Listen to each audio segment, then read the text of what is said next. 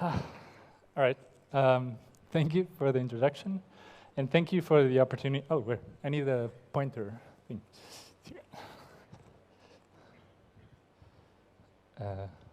Is this how it works? Yeah.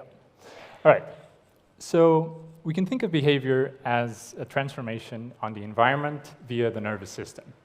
In this Pink Floyd-inspired analogy, behavioral control would happen somewhere in between the environmental light hitting the prism, reflecting off of it, or refracting through it, and coming back out as one or more out of many possible behaviors. Critically, we know that there's not one single-track controller between an animal's sensors and its effectors, but rather that there's a distributed set of structures that are arranged in a hierarchy, both in terms of their anatomy and their function. At the bottom of that hierarchy, reflex arcs in the spinal cord can already coordinate multiple joints and muscles in a way that's semi-independent from the brain. And central pattern generators, together with premotor brainstem nuclei, can regulate the control signals that generate locomotion and other temporally extended motor primitives. It is then thought that upstream, more plastic structures, like the basal ganglia, can learn to select among these different motor programs by implementing something like value-based reinforcement learning. In this framework, the role of state representation is often ascribed to the cortex and thalamus. This contextual information then converges at the striatum, where it informs the value functions that bias downstream selection of actions through their influence on basal ganglia output nuclei, which in turn influence brainstem and thalamic areas. Critically, this whole process of mapping states onto actions is thought to be mediated by a reward prediction error signal in the form of phasic dopamine, coming from midbrain neurons that densely project to the striatum. All of this, together with the fact that in the real world, states, actions, and outcomes are often separated in time, means that the basal ganglia cannot rely, at least exclusively, in currencies that are tightly coupled to the immediate environment, but instead that it must rely on cached experience and internally generated dynamics. Which, coming back to our analogy, would mean that the prism is not only plastic in how it filters incoming light, but also that it can, to some extent, generate and sustain its own light. In the lab, it's precisely these kinds of more cognitive control processes that we're most interested in, and as a consequence of that, we usually use interval timing behaviors as a class of behaviors that allow us to probe these latent internal representations. Specifically, we train rodents, in my case rats, to discriminate intervals of time into short and long categories. In our task, a central nose port lights up whenever a new trial is available. If the animal initiates, there's a first auditory tone that's played. After a variable interval of silence, there's a second tone.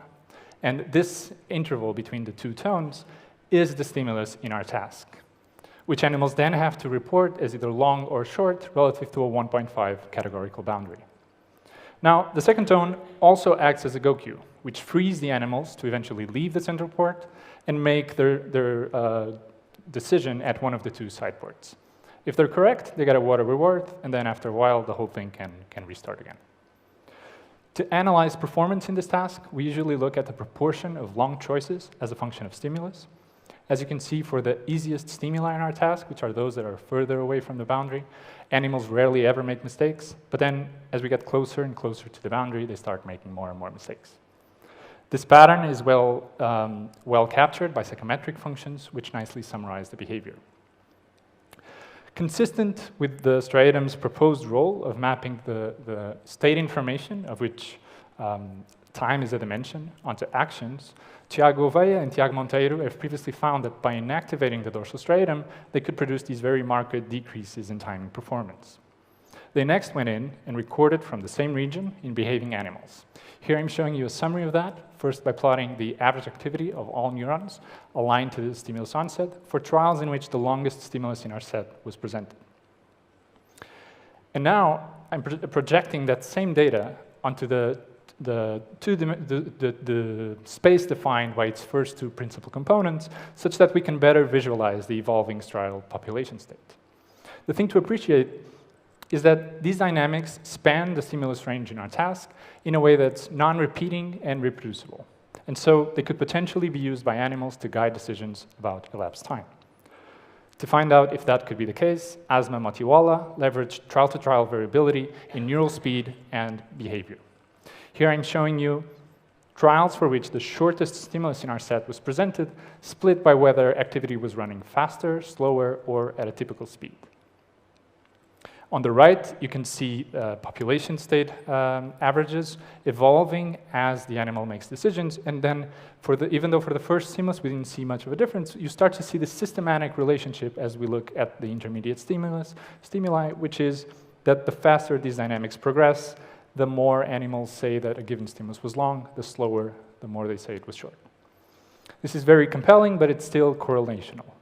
To really know whether this variability in population speed is driving variability in timing, we would need a way of actually manipulating activity along this dimension, so pushing it and dragging along that dimension, without pushing it off of it, which, if you think about it, is not a trivial manipulation. However, temperature has been worked to this extent in the past. In their seminal paper, Long and Fee manipulated HVC in the zebra finches, and saw that they could induce this dose-dependent stretching of their song as a function of temperature. And if they warmed it, they saw the opposite. So a contraction in the song, even though the pattern was kept constant. But still, they did not show that this effect was mediated by temperature affecting specifically the speed of HVC dynamics. Some very indirect evidence that this might have been the case comes from Yves Marder's lab, where they've recorded from 3 interconnected neurons in the crab's stomatogastric ganglion and saw that by varying water temperature, they could make these profiles contract and dilate. But the phase relationships between neurons were kept constant. So considering all of this, we figure that temperature could also work in our hands to manipulate striatal dynamics. And so with a lot of help and support from the platform, the hardware platform here at the CCU, Margarida Psyche built this custom-made implantable device that allows for closed-loop, bidirectional, and transient temperature manipulations. In order to first characterize the effect of temperature on striatal dynamics, we first decided to remove behavior, and in fact wakefulness, from the equation, and started off by manipulating striatal temperature while recording its activity in an anesthetized preparation. For that, we adopted a protocol developed at the Juez Orozco lab, where it's possible to elicit striatal dynamics by optogenetically stimulating VPL, which is this thalamic nucleus in the somatosensory that projects directly and indirectly to the striatum. Briefly, the way this works is every 1.5 seconds, we deliver very short-lived pulses of light to the VPL, and then we just let the circuit do the rest. Here I'm showing you the average activity of all recorded striatal neurons aligned on stimulation onset.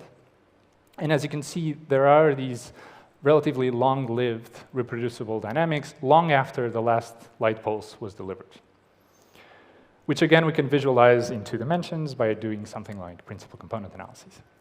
So it seemed like the stimulation part of the experiment was working, which meant we're now in a good place to play with temperature and see what happens. To do this, we used a block design in which every 3 minutes we would switch between a controlled temperature condition close to the rat's body temperature and one of 3 manipulation doses, 2 levels of cooling and 1 level of warming. Here I'm showing you the raster plot from an example striatal neuron, where each row is a trial and each dot is a spike. Above it, you'll find the corresponding spike density functions. And critically, in both plots, you see that the pattern of firing is preserved across temperatures, but that it gets contracted when we warm striatal tissue, and it gets progressively more and more dilated as we cool it. This is one neuron. There are others showing similar trends, but the question is, are these representative of the entire population? To answer this, we quantified response dilation by taking the control response of each neuron and then creating a library of scaled templates that we could then ask and see which one was a better match for each of that neuron's responses during the other manipulation temperatures. When we did this for all neurons, we found this monotonic relationship between temperature and the scaling in neural responses, with cooling producing dilations and warming producing contractions. We can visualize this effect at the population level by, again, projecting average activity from each temperature condition onto the reference trajectory from the control condition. And if we do this at multiple arbitrary time points, since VPL simulation, we see that as we had idealized, we can indeed manipulate this activity along its typical trajectory and slow it down or speed it up according to what temperature we use. This meant that we could finally do the critical experiment, which was to manipulate the speed of striatal dynamics by means of temperature while animals performed in an interval discrimination task. So what did we see? We saw that, as predicted, warming produced a consistent overestimation of time intervals, mild cooling, a consistent underestimating of those same exact stimuli, and the extreme cooling condition did the same, but to an even larger extent. Another way of saying is that temperature produced these lateral shifts in the corresponding psychometric curves, which is something that the threshold parameter in their fits captures. To show you that this effect was robust, here I'm plotting for each animal the percent dilation of each manipulation condition relative to its control, which again tells you that this effect was very robust.